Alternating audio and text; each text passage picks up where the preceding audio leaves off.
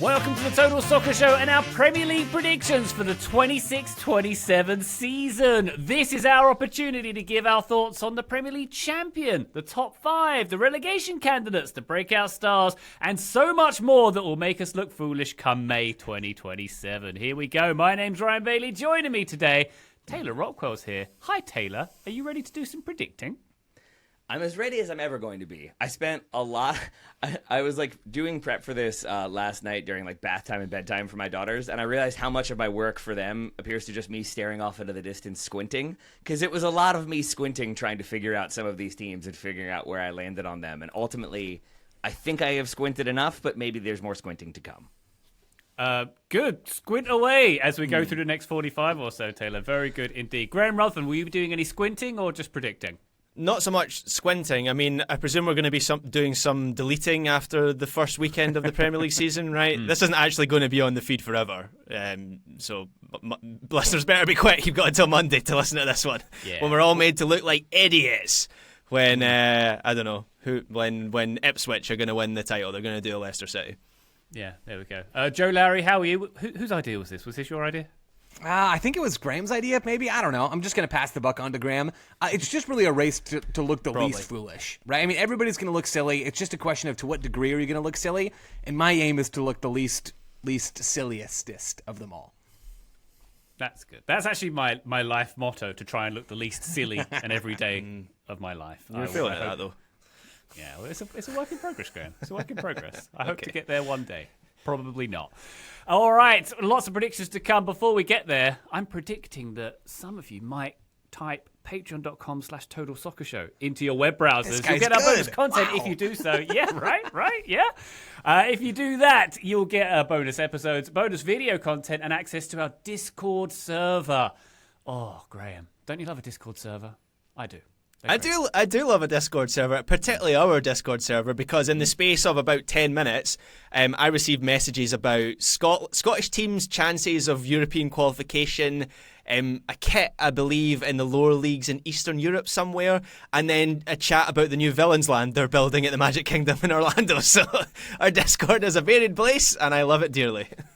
A Villains Land. All right, I want to get into that, but let's do it on the bonus feed. Okay. That sounds like a bonus feed conversation. Excellent stuff. Patreon.com/Total Soccer Show. Thank you to everybody who supports us via that medium. Let's get into our predictions, shall we? Why don't we start off strong, Taylor Rockwell, with our prediction for who is going to win the Premier League. We touched on this a little bit during our season predictions, which have been running all week, of course. Check them out on the feed if you haven't already. I think, Taylor, we kind of agreed it's hard to see past Arsenal at this point, who are strong favourites, who've got the consistency with the coach and consistency with many other facets of their team. How are we feeling? Is it Arsenal's to lose here?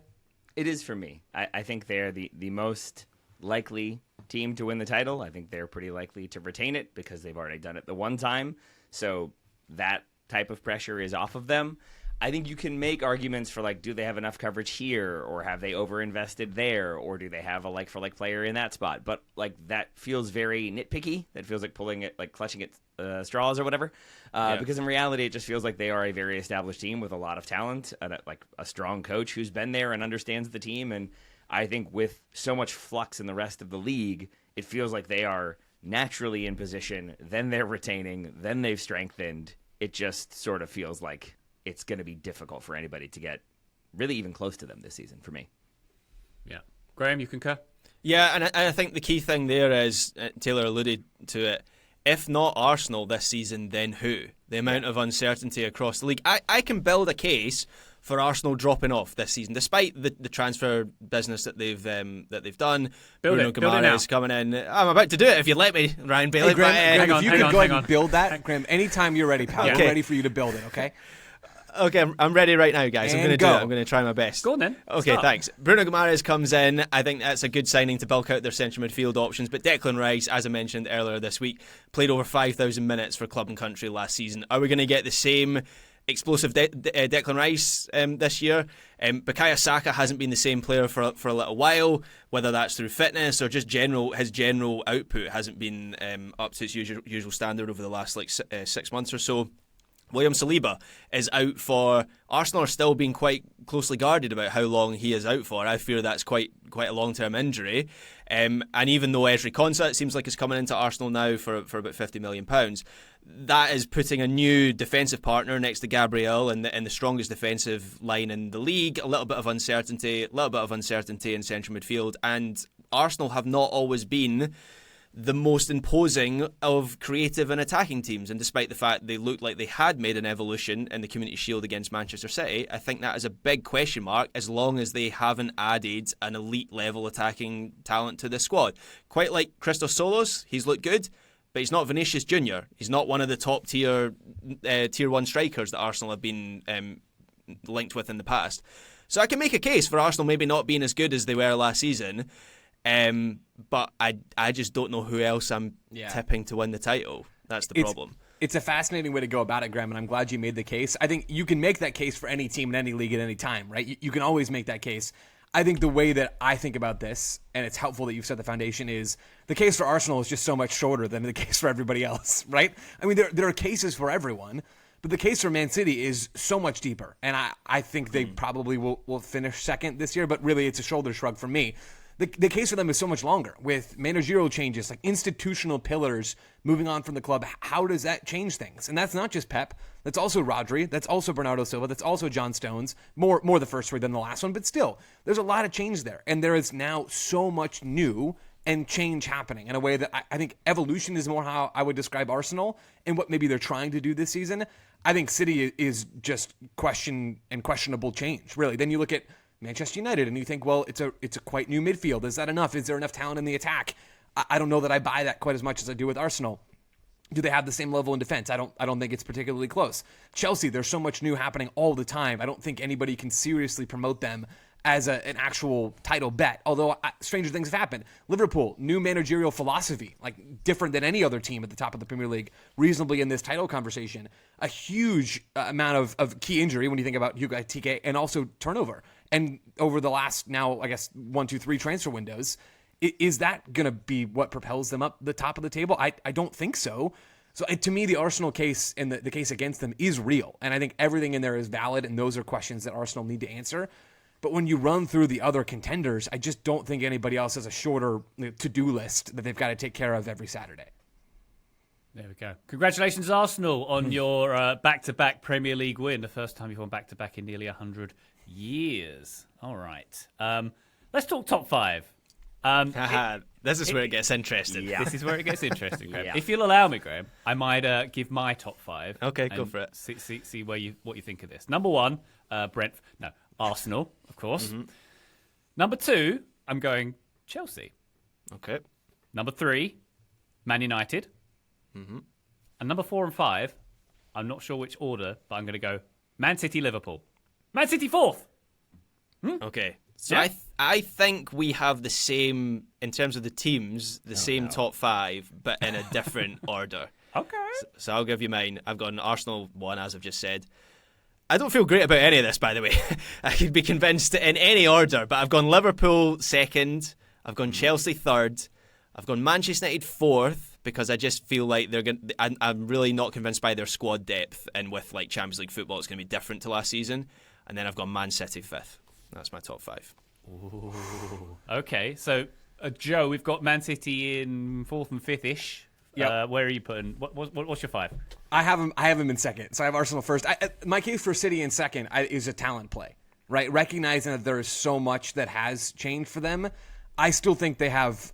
It's them and Arsenal who have the best squads. And I don't really even know that I would say it's especially close then to number 3 beyond that.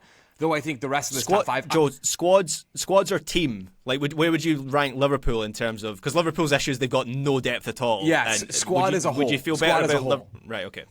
Yeah, I would certainly feel better about Liverpool if they had depth, right? And it sounds like they're working on that. The young Kuba Minta rumor was floating around a little bit today with Liverpool, which... I would be a huge fan of that move because I'm a big fan of Minta. I think that would be a delightful addition for them. But really, Liverpool, they're 5th for me for this reason. They don't have enough depth. Like I just don't buy it. If they have a healthy Ekitike and they had a couple more pieces and we did this in 3 weeks' time, or in Ekitike's case, maybe a year or maybe never, I would bump them up a little bit, but I just can't do it right now as things stand and even as it seems like the wind is going to blow. But on City, I think there is so much quality in that team, even still, even as the midfield is quite chopped and changed. I know they made the same point about Manchester United, but City's midfield is just more talented, and City's attack is just more talented, and they have the best player in the league who's also not good at football, but both those things are, I guess we can hold them together. Like, Erling Haaland is going to win the Golden Boot again, and City are going to be really good again. I think there are going to be growing pains at the start, but I think there's going to be growing pains for just about everybody, and City is the next one that I back the most. Then I've got Manchester United third, although, Graham, I am really, as you talked, I was increasingly swayed by your point about they're going to be playing more games this year, and that's going to stress test them in a way that we didn't see last year. I just think me putting them third is really a sort of a result of me believing that they built pretty wisely over the last couple of transfer windows of identifying needs, filling those needs in a clever way, and getting better systematically and not overextending, not doing anything that's gonna make their future progress really difficult. I think they've operated pretty darn well over the last 3 transfer windows, maybe a little bit more than that. So I have them third. Maybe that's a little too high. I have Chelsea fourth. I really back Chelsea. I didn't think I was going to be the lowest so far, the three of us. And Taylor, I'm curious where you are here on Chelsea, because I did the Chelsea preview, and I did it last year, and I think I had them winning the league last year. That didn't happen. And so I'm trying to course correct here slightly. I do believe in a lot of the talent that Chelsea have. Now, I'm a little put off by the fact that Nicholas Jackson's been bomb squatted. That's a little unfortunate. I think he should be starting for this team. But I will say, I think there's a lot of quality here, and if you can get a João Pedro, Cole Palmer, Morgan Rogers sort of attacking midfield band with the double pivot behind them, if Enzo can fit in there with a little bit of extra cover, I really think that presents some interesting opportunities, because let's not forget, mostly in the Premier League, he's been a half-space player rather than a double pivot player. But if he could be that double pivot player for Chelsea, there's a lot that I like about that. I think he's an incredibly talented player, and if Xabi Alonso can make all the pieces work, there's a ton of potential there. But I'm just tired of betting on Chelsea to be great. And then Liverpool, I said I have in fifth. I just don't trust their depth, and I don't really even know if all the starting pieces or the key pieces fit together in the first place. Joe, when Hull City spring the biggest surprise ever and qualify for the Conference League next season, right, and then win it that season with Nicholas Jackson and Gio Reyna as like the two most important attackers, is that your thesis statement? Is that moment when those two come together to win something?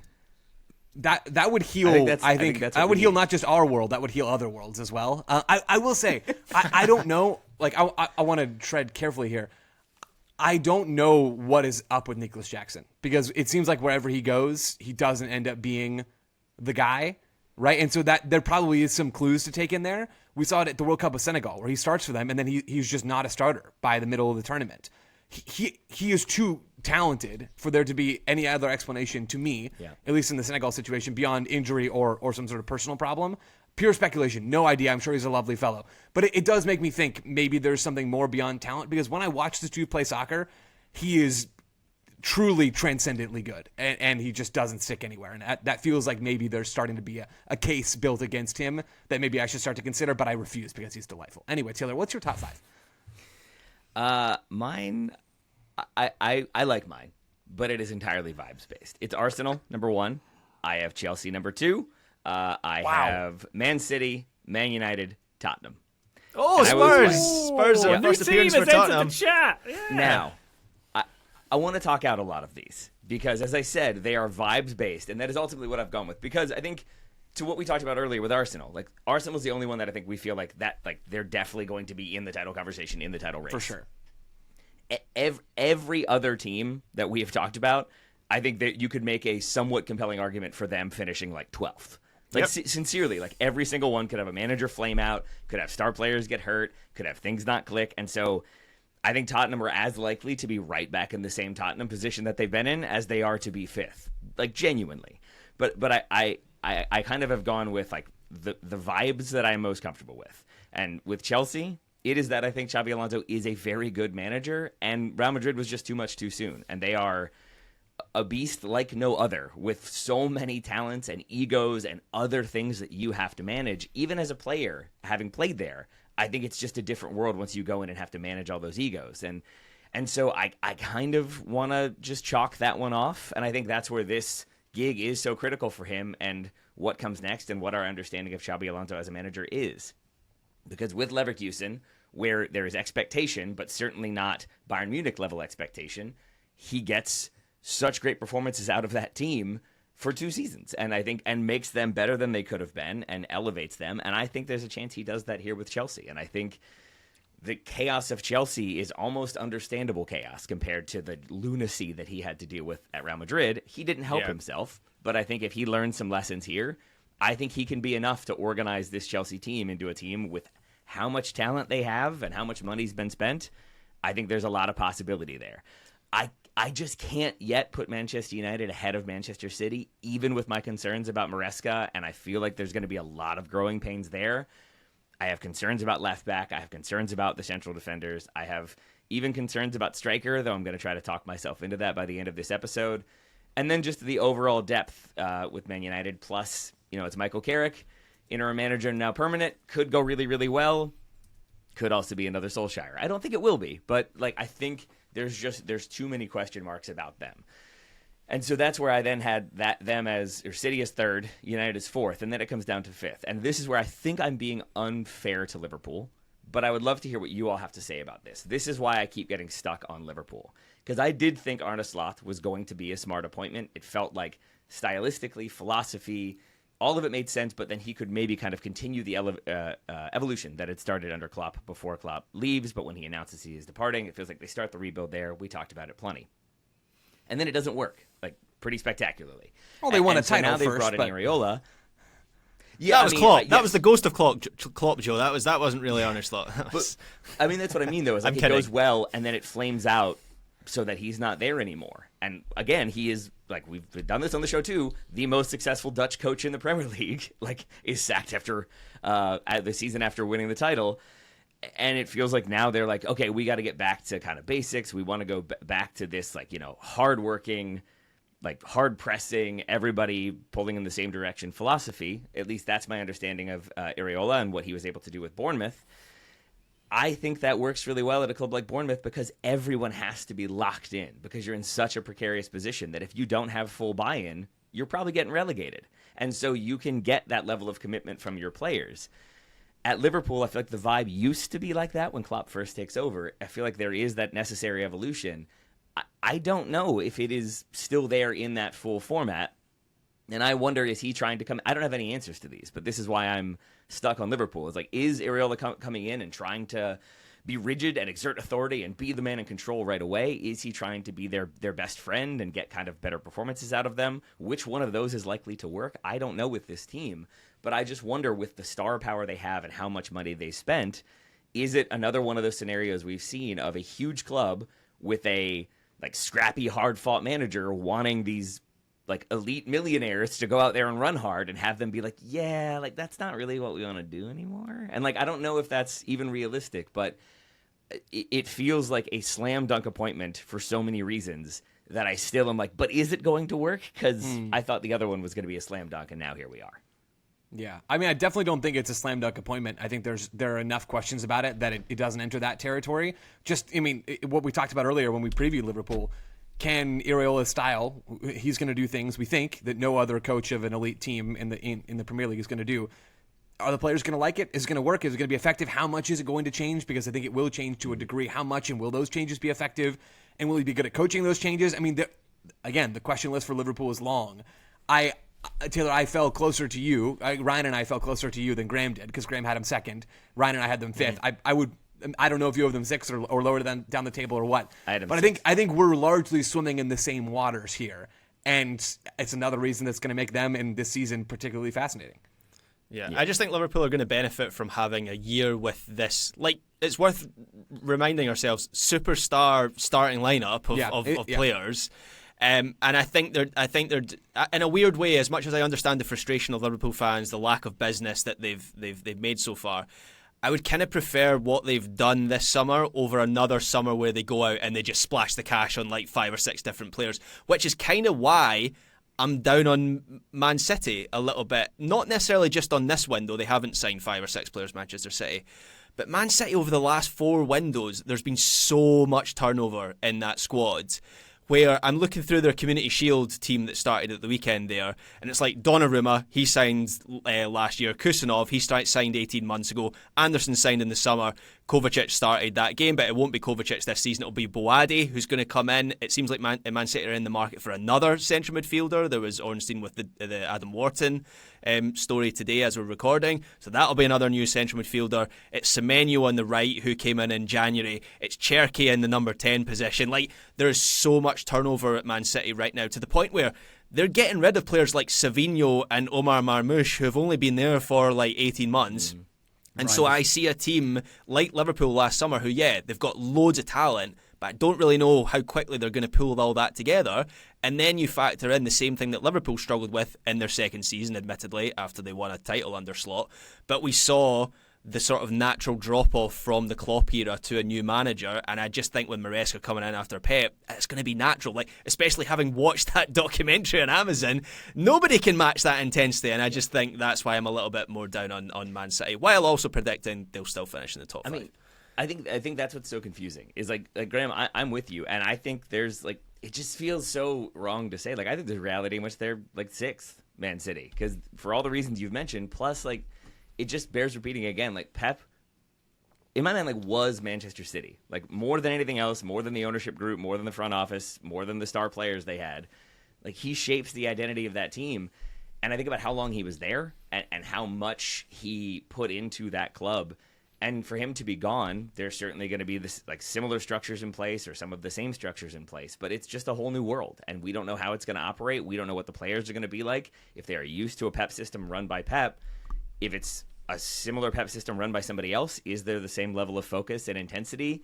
If the benevolent dictator is gone, kind of what comes next? I don't really know. And I think there is just a lot of chaos around like City. Ultimately, I agree with Joe. I think it's just like the amount of talent there.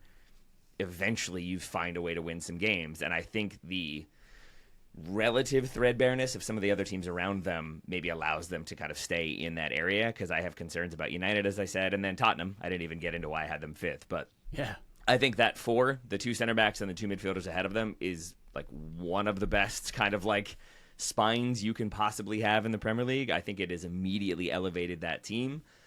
I just don't think it's the same vibes and the same pressure on that team that was there last season after finishing 17th and then to have finished 17th again. But it feels like De Zerbi has come in and kind of changed some hearts, changed the energy. Then there's been the money spent, but there's also been kind of cooler heads brought in on free transfers as veterans. And I still have issues, as I said, about like the attack, and it's Solanke and Richarlison and Tell and Kudus and maybe now Savinho. Like, I think they're probably going to continue to strengthen, but I see a lot of growth for Tottenham this season. I see a lot of basically stability that they didn't have. And if you have stability and you're used to chaos in that positive experience, do you thrive? Like, do you play even better? Because like, oh, this is so much more fun. Now we're having a great time. Now we're dunking on people. Like, I can see them just kicking fire in a way that they like haven't been able to do in so long. And I can see other teams just maybe having those slow patches, those moments when they're not performing the way we think they will. And so in the end, I might well have Tottenham in 17th at the end of the season, or we might, but for now, I'm buying the hype. Let's do it. There you go. Good stuff. 12 position swing for Tottenham. I like the sound of that. And also, when you mentioned the cooler heads who've come in, are you including De Zerbi in that? Just for reference, or?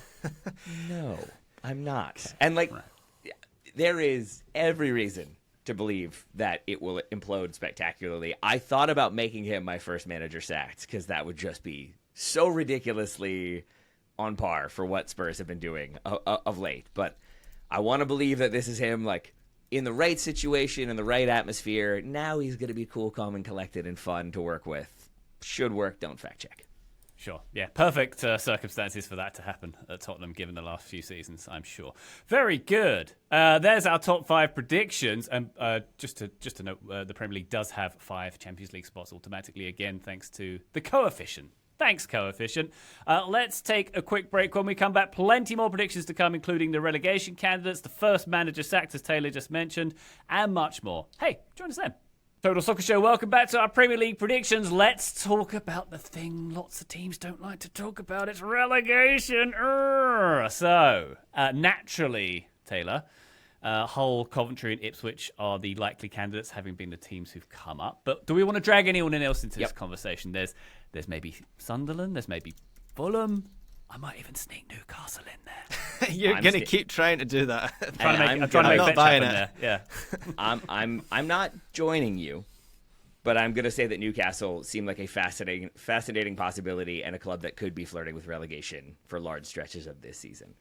It is truly just that I think Hull, Coventry, and Ipswich, for reasons discussed in the previews, are going to have a very difficult time in the Premier League, and I think could all get relegated and could all come right back up. I think that the talent deficit, stylistic fits, and whatnot, it seems like it's going to be really difficult for it to be anyone other than those three. But I do have three other teams that could be in that conversation, and Newcastle is one of them, because it's what we talked about with Man City and the talent turnover and the changes that are happening, but to an infinite degree. And I don't know if the Saudi Arabian ownership even really wants to have to think about Newcastle anymore. We've talked about how sport and leisure are not part of the next 5-year plan for the Public Investment Fund. So is Newcastle going to be a priority if the season starts poorly? Are they going to try to make a change, or is it but we'll stick with it and we'll keep selling players and developing them? I don't know what the vibe is, but it does not seem to be competitive, and we are trying to fire on all cylinders from the jump. It feels like we want to be the new Dortmund and sell players and become a talent development academy or something along those lines.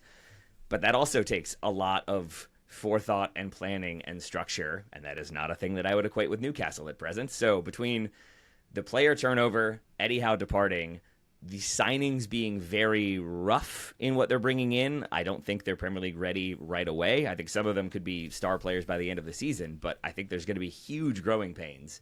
And if the situation is already somewhat negative, or at the very least somewhat up in the air, I don't know how it improves dramatically. There we go. Building my case. Joe, can you convince us on any non-promoted side facing the drop this season?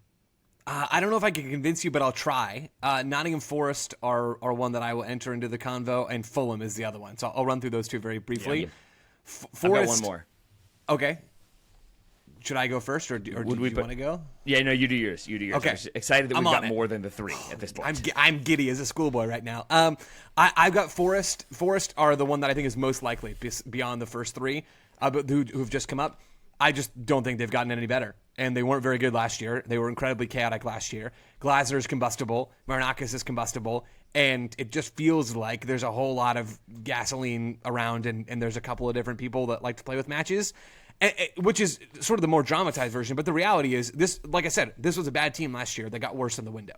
Not to say that they won't make more moves, but they lost one of the best players in the Premier League, who was incredibly productive for them in all phases of the game, in Elliot Anderson. And I mean, they just cannot replace someone like that. And they haven't fully, I think, finished their business, but I am skeptical that they will accomplish that. Fulham are an interesting one, where when I look at Fulham's squad, I don't think it is bad, but I do think in this era of the Premier League, they probably haven't done enough to feel good heading into this season. And what I think about this attack, losing Jimenez and losing Harry Wilson, yes, they've added Gonzalo Garcia from Real Madrid, who I think is a good player. I think he's going to be a good player. He's not going to get the same service that he got at Real Madrid. And it seems odd to me. The Arbeloa hire is a bit odd because it's sort of a hire based on faith and maybe reputation more than it is based on real hard, fast evidence. That's a bit risky. I don't know that I love that. It also seems interesting that it seems like Fulham's transfer strategy has been, let's go get the guys that our manager, who's barely coached, likes. Which, again, I think you can do a little worse than signing high potential players from the fringes of Real Madrid's first team. They've got Garcia, they've got Palacios, they wanted to get Pitarch, but it doesn't seem like they're going to. I think there's talent in there, particularly with Garcia and Pitarch, but it just makes me nervous. Everything about Fulham right now makes me nervous. I don't think they've done enough for me to feel great about them or for anybody to feel great about them. And the moves that they have made, I think, are more questionable than some of the teams that finished around them in the table. Yeah. So if you told me Fulham are going to finish 19th this season, I really wouldn't be shocked. They're in my bottom three. I'm worried about Fulham, and last year... You remembered them. I remembered them, yeah, and I'm tipping them for relegation. Fulham fans just love me. Are they the George Michael's girlfriend Anne from Arrested Development? Are they the Anne of the Premier League? They're the Anne of the Premier League. Yeah, you mean egg? Eating boiled eggs. Yeah, egg. Yeah, huh? Yeah, I mean that works. But last year, One of my worst predictions last year when we did this episode 12 months ago was about Wolves, and I under-indexed on the amount of basically goals and creativity that left that team. And the thing about Premier League teams are, you look through all of these squads and there's loads of talent. They've all spent money. You can make a case for anyone staying up, just as you can make a case really for loads of teams finishing in the top 5. But last year, I kind of overlooked just how much attacking quality had left Wolves, and very quickly I realised my mistake. I feel like Fulham could be this season's Wolves, where Joe mentioned it. Raul Jimenez was their top goal scorer last season. Harry Wilson was their most productive creative player by pretty much every metric. And they brought in Garcia, who I like Gonzalo Garcia at Real Madrid. I still feel like there's a chance he scores 5 goals in the Premier League this year, and that's nowhere near enough for Fulham. And they've changed managers, and they've brought in an unproven manager who we just don't have basically no evidence on whether, like, what his style of play is, what he stands for. And if you look at the numbers from last year, Alex Iwobi was their next top goal scorer, besides players that have left the club over the summer, with 4 league goals. And he's got an injury at the moment. So I just don't feel great about the firepower that Fulham have right now. I want to know, Taylor, I want to know your wild card. My only other one, like, I just don't know enough about Crystal Palace to feel like they are comfortable. And I feel like they've lost key players over the seasons. We've talked about that at length. I do think Oliver Glasner was a huge reason why they have the success they do and the sustainability they do, and honestly is why I haven't really been as worried about Nottingham Forest, because yes, he's combustible, but he's also combustible when they keep selling his players and they're not spending any money, and him being like, cool, so I have a 9-year-old now, I guess, starting in the attack. I hope that works out for me. That should be fun. Marinakis has never struck me as an owner who wasn't going to spend money and sign players, though I take your point, Joe. I think they are in a worse position. I just think Glasner then automatically puts them into a better position. Whereas with Palace, like, new manager, some changing. Xavier Gozo maybe is going to be the player of the season, but also maybe won't get that many minutes. It just feels like there are more question marks around Crystal Palace, a team for whom I've already had concern in the past, and they stayed up. But I would throw them into the conversation as teams that I think have a lot of question marks and fewer solid answers behind them. I think Fulham is probably the best example of that, though, because, like, in as much as I was willing to say, like, the Xabi Alonso era of Real Madrid maybe, like, doesn't matter as much to me given everything that was going on there. It's a weird one in that with Arbeloa, it's like the whole reason he was brought in was to, like, steady that ship and just kind of keep things calm, but not really rock the boat. I don't know if we got a good idea of what his, like, philosophy or identity is going to be, and now he's at Fulham. And so if you kind of discount, like, Real Madrid for Xabi Alonso, and if you do the same for Arbeloa, you're left with Real Madrid B. Like, we don't, and then that also extends to the players that brought in from Real Madrid. And so I suddenly then wonder, like, what do they have? And what is it going to look like? And is he the guy that's going to be there, or is he the guy that's going to be out of a job after 3 months when it goes the way it did last season? Yeah, just very quickly going back to Palace, I share your concern, Taylor, and Crystal Palace, because they feel like a game of Jenga in the Premier League, where it's like, let's remove Michael Elise, let's remove an Eze, let's remove a Maxence Lacroix, and, like, I'm not convinced. Their model's a good one. I've said that recently about Crystal Palace, but they're putting so much pressure on themselves to replace these players window after window, and ultimately I kind of think if that continues, it will catch up with them. So I'm a little bit concerned about Crystal Palace. I don't think I'm quite as concerned about Nottingham Forest, and while hearing your point, Joe, about Elliot Anderson, who was just so important for them. But I just look at their backline, which is got to be one of the strongest backlines in the Premier League, with Milenkovic and Murillo. Yeah. And by the way, they've added Ousmane Diomande from Sporting Lisbon, who I think that could be one of the signings of the season as well. So that's the back three for Glasner. So even if they have less quality in central midfield, or their attack falls off, I just feel like that defence is going to keep them up. All right, very good. Next prediction category, one that might be related to relegated teams. The first manager to face the chop. I think we're looking at Hull and Ipswich's manager, Gary O'Neill, and Sergej Djurkovic, perhaps as the likely contenders here. Frank Lampard seems to be escaping a lot of this category. I think Taylor discussed that in his commentary preview earlier this week as well. Taylor, I'll also throw Reggie Labrie of Sunderland into this category. I just feel like, I think Graham touched on this in his preview this week as well, there's no way they can live up to last season, qualifying for Europe and finishing 7th. I think the only way, unfortunately, is down for them, and it could be quite far down potentially. I feel like I'll wait for Reggie. I'll wait for Reggie Taylor. That's where I'm at. Don't worry for Reggie. Don't cry for Reggie. He'll be just fine. He'll be okay. I think Sunderland will be okay. I think their rivals Newcastle might be in a more precarious position, as I've already said. I have gone in a direction I did not expect to go when I first started thinking about this one. But I'm going to run through it because it could be Jakirovic for the very obvious reasons.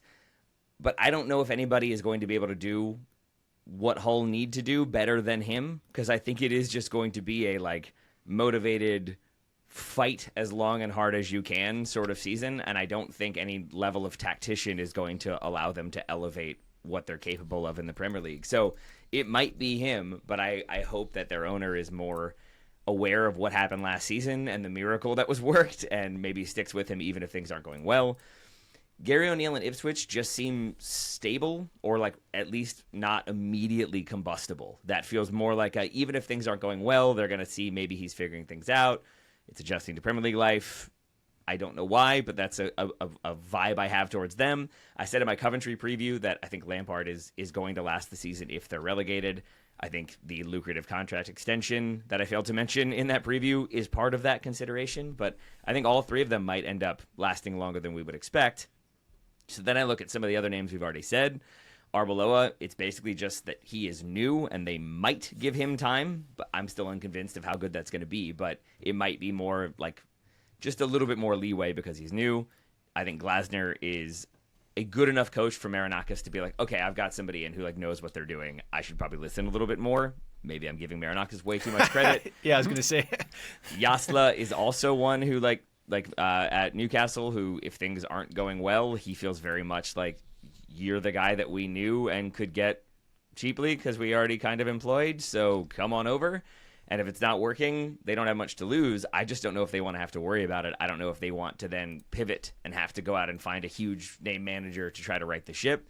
So it might just be that they're kind of treading water, which leads me weirdly to Daniel Farke of Leeds. And that is, I don't have any reason for this other than that it felt like they were pretty dissatisfied with him heading into the season last year, and then they had the success they did, or the relative success they did. But if they don't start off strongly, if it doesn't feel like there is that evolution, because it feels like that's where we are with Daniel Farke now, is you've worked wonders, you've kept them up. Now how do you evolve? How do you keep them here? And that's where so many managers, it seems to me, end up stumbling, is now you've got to evolve, now you've got to find a new way to exist, now you've got to find a new way to play. But if that doesn't work and you try to go back to what worked previously, you're automatically reverting. But if that doesn't work, now you're in a little bit of a crisis scenario. And it really is just down to none of the other ones jumped out to me immediately. Not that Farke did, but there has been existing dissatisfaction with him before. Maybe he has to evolve. Maybe things don't click. And maybe they want to make a change sooner rather than later. Yeah, I mean, famously, the game where it all pivoted for Leeds was half-time away to Man City, where they were losing 2-0, and then he shifts to the back three, and I think it goes to 2-2, and then ultimately they actually end up losing that game. But after that, Leeds go on this incredible run. And the story around that game was that this could be Farke's last match in charge of Leeds. It felt like he was a game or two away from losing his job. So I wouldn't be surprised to see him leave over the course of the season. I'd be a little bit surprised to see him leave first in a league where Alvaro Arbeloa is employed, and where Fulham have, by my reckoning, the toughest start of any team. They've got Chelsea, Liverpool, and Manchester United in their first 5 games. I believe the other 2 games are against, just very quickly here, Sunderland away. Sunderland had one of the strongest home records in the league last year. And then who's the other one that they've got? Is it Everton? I've lost it in front of me here. Crystal Palace. So I guess you could argue Crystal Palace at home is maybe their only game there you would argue is fully winnable for them. And when he has almost no credit in the bank in the way that some of the other managers we've mentioned have, I just can't really look past him at this point. Yeah, I don't think that's a bad shout at all, Graham. He's on my short list. I just don't have a sense, Taylor. I agree with where you're coming from on what I hope Hull will do and the patience that they'll show, maybe looking towards not just this season, not just next season, but maybe even the year after that in terms of maybe getting back to the league if they go down this year. I just don't have a sense of how their ownership's appetite is for patience or any of those things. And I think Hull will be the worst team in the league this season. I mean, they weren't even a very good team in the championship last season, right? When you look at the underlying numbers, that's not to discredit them making it here. It is amazing that they made it this far. I just have a hard time seeing a world in which they don't finish bottom, in which they don't have a really difficult time getting points.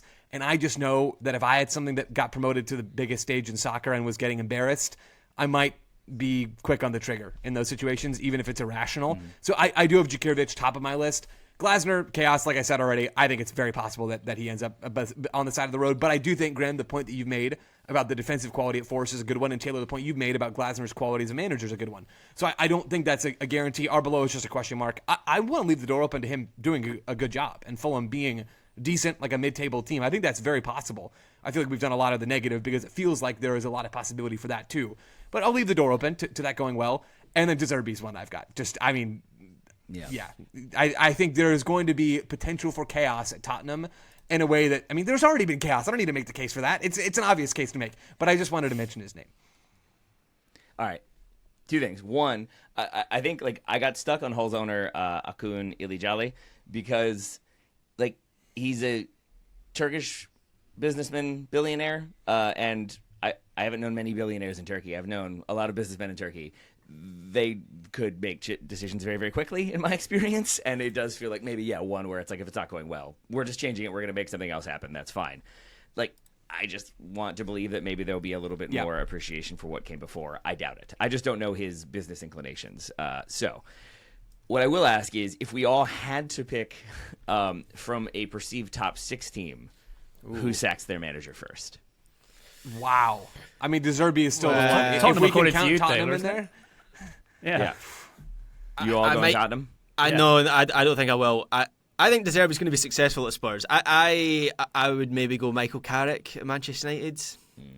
I didn't want that to be the answer. But Shall I give you the odds? I'm looking at the odds here of the least likely to get sacked. So the least likely, I'm going to give you number Arteta. one. It's Mikel Arteta. Yes, it's number one. Who do you reckon is number 2 according to the bookmakers? The safest manager in the Premier League. Number 2. Maresca. Okay. Any advance on Maresca? Let me think for a moment.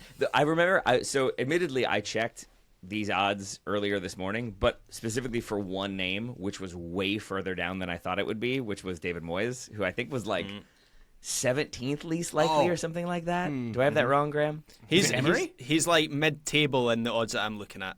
Emery was going to be my dark horse pick. Not Emery. Yeah. It's not Emery, surprisingly. I might have gone for Unai Emery. It is Keith Andrews, the Brentford manager. Oh, that's a good apparently shout. the second safest manager. Is that just because they know they could just get another Keith Andrews the next day? Yeah, they clone them. Yeah, there's no difference. They got the prestige machine. Yeah, prestige machine. All right, so not those two. It could be any of the other 18. Spoiling the prestige is ongoing. Whoops. My bad. There's no machine. Interesting. All right, so Graham says I'll say Carrick. Says Carrick. Joe and Ryan say De Zerbi. Yeah.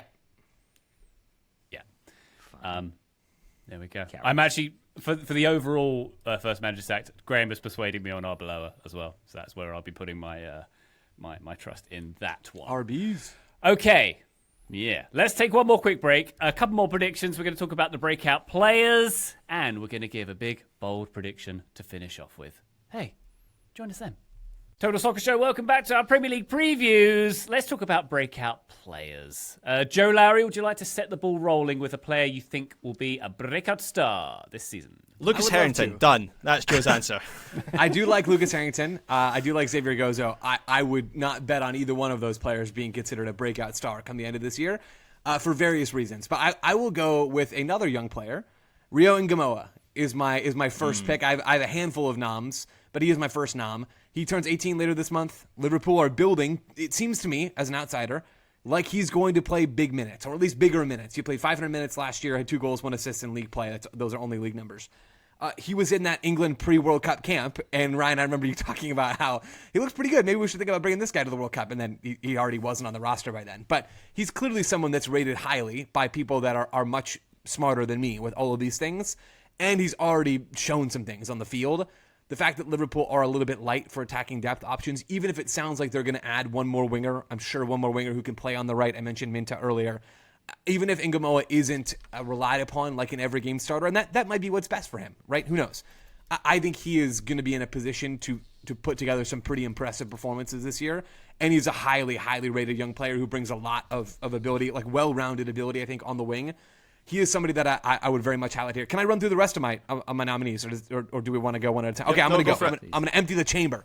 I don't know if we can count Yohan Manzambi in this category or not, but I did. I think he's going to be quite good at Villa. I think he's going to be tasked with building, well, not building really, but I suppose filling in some of the Morgan Rogers shoes. But he's versatile enough that I think his role could look a few different ways. It might take a little bit for him to sort of be maximized, because I think he's a player that might take Emery a little bit to figure out. But I think Manzambi is going to be in really good position to make some magic happen. Another Villa player that I still buy the talent, even if he seems like a little bit, seems like trouble maybe follows this player. Alejandro Garnacho at Villa. I think Villa need attacking numbers. I think he's going to have opportunity to play this season. They're going to need goals and assists as they have transitioned a little bit over the summer. And he's still, I think, a quite good player who's very much good enough to start every game for Villa and to put up, 8-8, 10-6. That wouldn't totally shock me. 10-6 might shock me a little bit, actually. But somewhere like 8 goals, 4 assists, somewhere in that region, I think is possible for Garnacho. He's already broken out, so he's a little bit of a reuse in this category. But maybe re-breakout would be fair for him. And then my last player, Oscar Bob. I still got Oscar Bob stock, man. I watched him a bunch at the World Cup. He still looks like a player who can impact games to me. And now at Fulham are going to need him to produce for them. He's going to have a chance now after a full preseason with Fulham, which would be his first, to kind of bed in a different way. I think it's possible that he could be someone that helps Fulham replace the numbers that they lost in the players we've already talked about on this show. So those are my 4 guys that I'm looking to first and foremost to have really impressive seasons relative to where they've been in the last year or two. Okay. Graham, can you give me Max Dowman, or is he already broken out? No, I think I can give you Max Dowman. I mean, if Joe's having Alejandro Garnacho, you can definitely have Max Dowman. Can we then do degrees of like what does breakout look like then? So do you mean, Ryan, he's going to put up serious numbers for the first time? Because obviously we know that how good he is. Games, yeah, which is, I think that's the measure that Joe's used for a bunch of his players. Like Rio Angamoa, he was actually my pick as well. I think he's going to get a lot of game time for Liverpool. Same with Max Dowman, it sounds like you're predicting. I think so, yeah. Arsenal, just everyone gets injured all the time. He's going to get some opportunities, I'd imagine. Yeah, I'll give you a few names. I think Max Dowman's a good shout. Engamore was my number 1. My number 2 is Shea Lacey, who is a 19-year-old Manchester United winger who I think has made a pretty big impact in pre-season. Also played a bit towards the end of last season, and he plays in a position, as I said, he's a winger. He plays in a position where it doesn't seem like Manchester United are going to strengthen. They're going to sign Carlos Baliba as their third midfielder. Seems like they're going to give themselves 2 weeks to have a crack at a left back. And they're going to reintegrate Marcus Rashford, and they don't have a whole lot of other depth in the wide positions because Ruben Amorim sold all their wingers a couple of years ago. So, and Michael Carrick seems to be a bit more open to integrating some youngsters as well, and has been glowing about Shea Lacey. And I've seen glimpses of him, and he looks really good 1v1 player. So I'll say Shea Lacey, and then a couple other nominations. Ryan McAdoo is another sort of Shea Lacey type player for Man City, who's by which I mean he's broken through in pre-season, looked really good. Another winger. Man City don't have a massive amount of depth, particularly on the right wing behind Semenyo, and so I think we'll see a bit of Ryan McAdoo. And then we've already spoken about him on the podcast, so I won't go long on him. Brian Maggio for Aston Villa. There is a chance, a slim chance, but a chance nonetheless, that he is Villa's starting centre forward this year. There's a bit of speculation around Ollie Watkins potentially going to Saudi Arabia. If that is a big fee, Villa could be tempted to sell him, and then they've got like 10 days of the window to find the replacement for a guy who's already scored against PSG in the Super Cup. So I think he's going to get a whole bunch of game time this season as well. I think that's 2 very good shouts. I'll go with individual biases for me. First, a player that I previewed, I talked about at length, Caleb Urenchi of Coventry City, signed from FC Nordsjælland. Like, the abbreviated summary I would say is, from everything I've read and seen, he think Tyler Adams, but then better on the dribble with greater passing range and vision for a Coventry team that will need an elevated midfielder who can win the ball and then launch counterattacks. I think he'll be in the Premier League no matter what next season. I think either with Coventry if they manage to stay up, or after a very, very expensive move to a larger Premier League team. So I think he could break through in that way. And then one that I think is already more of a known quantity, has already had his big move, but Benjamin Šeško, I think with a full season and then a preseason under a steady manager with clearer tactics, I think the midfield is going to have more depth. I think the kind of attacking creativity around him is going to be better.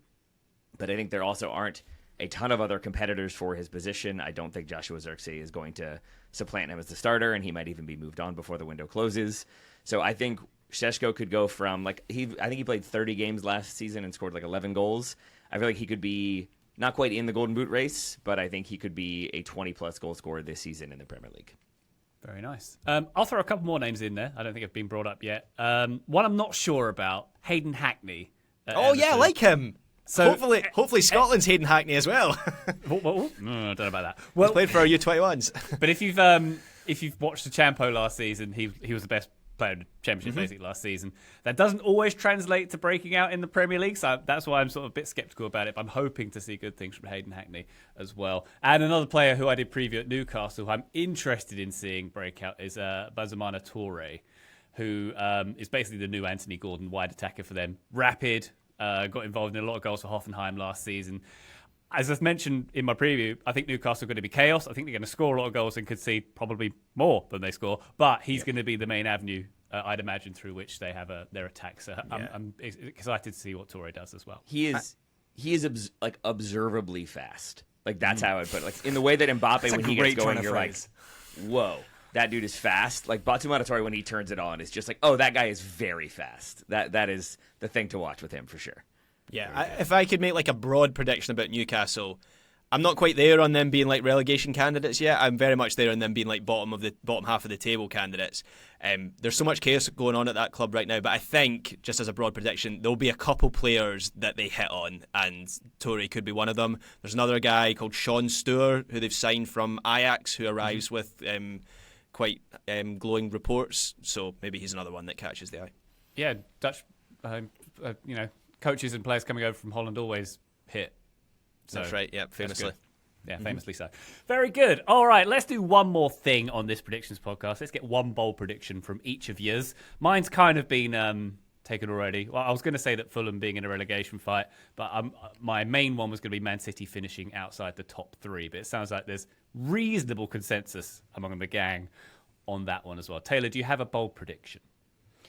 Yeah, I think the Newcastle will flirt with relegation is probably not bold enough. So I will say Erling Haaland will win the Golden Boot, and this will be his last season at Manchester City. Oh, and to go where? To go where? Tell us. One of two places. The two Spanish ones? It's Real Madrid or Barcelona. That's it. Wow. I don't know how Real Madrid would work. Barcelona had not even been on my radar until Graham pointed out, I believe on the Patreon, that they have lost a lot of goals. They've lost all the goals some are strikers. gone. And suddenly I'm like, is Barcelona wily enough, and they are, to see this as a possibility now, start clearing out the decks now, roll the dice with all the talent they have, and compete in La Liga this season, and then make a Godfather blockbuster offer for Erling Haaland in the summer? That feels like a possibility. Taylor, it's crazy because I totally agree. And at the same time, there is not a less Barcelona player than Erling Haaland who's ever existed. Like Julian Araujo is a more Barcelona player than Erling Haaland. Mamadou Fall is a more Bayou Tabla, whatever that guy's name was, the Canadian guy. He's just the antithesis of Barcelona, and I love it so much. Yeah, that guy. Yeah. You know what I'm talking about. I just love it so much. It makes me so happy. If Real Madrid were to sign Haaland, you know how I talked about Crystal Palace taking the Jenga blocks out? Yeah. Real Madrid are stacking them on top. Haaland, Vinicius, Diamande, Bellingham. That's how Jenga works, Graham, just so you know. Yeah, no, but that's where the Palace blocks are going. Real Madrid are just taking them and putting them on the top. Very good. Okay. Vinicius goes one way, Haaland goes the other. Swap deal? Come on. Wow. Woo. Could work. Into it. Joe, bold predict, please.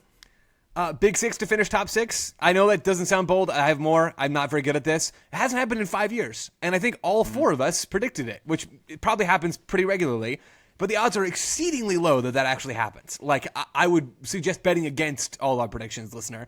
Or at least if you could bet against the Big 6 finishing in the top 6, I would say it's probably the right move. I do have a small 2 others on my list. Morgan Rogers will have fewer Premier League goal contributions this year than last year. Can I get some traction on that?